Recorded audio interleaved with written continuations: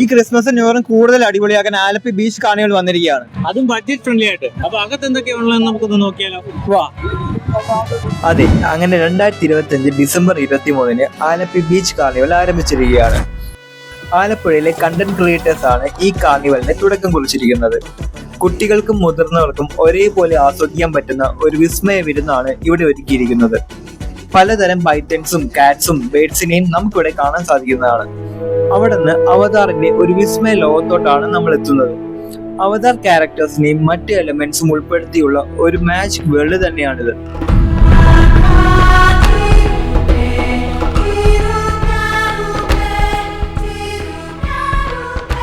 അതോടൊപ്പം 4D real life experience നൽകുന്ന 360 degree visual ട്രീറ്റും എടുത്തു പറയേണ്ട ഒരു എക്സ്പീരിയൻസ് ആണ്.